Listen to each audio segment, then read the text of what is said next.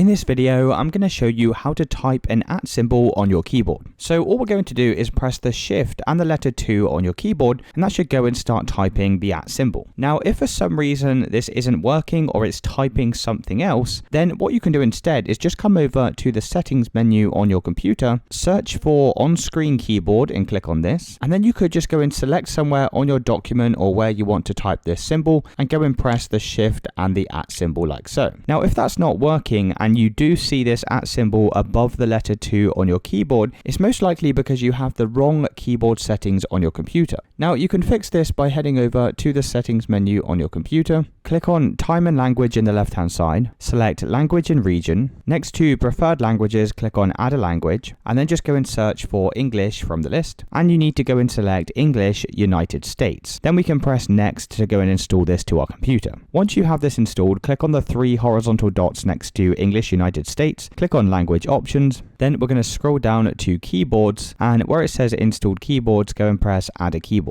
Now from the list of options, go and select United States International, and down at the bottom here you should be able to see United States International. Now once you've done that, you can come back over to time and language, click on typing, scroll down and select advanced keyboard settings, and from the list of options we're just going to select English United States International. Now once you have this selected, you can come back over to your document and you should now be able to press the Shift and the letter 2 to go and type in the @ symbol. Another way you could go and do this is just type in @ symbol into an internet browser, and you could just go in, copy and paste this @ symbol. So if I select it like so and press copy, I can then just press Ctrl and V on my keyboard to go and paste in this symbol. So it's as simple as that, guys. If you did find this video helpful, then let me know in the comments and I'll see you in the next one.